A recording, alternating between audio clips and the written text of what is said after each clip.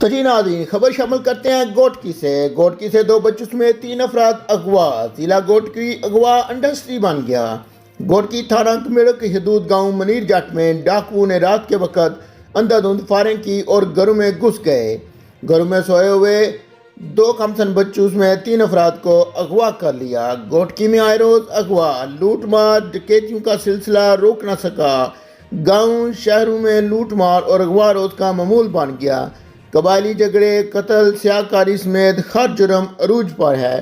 Police خاموش تماشائیوں کی طرح بے بس نظر آتی ہے۔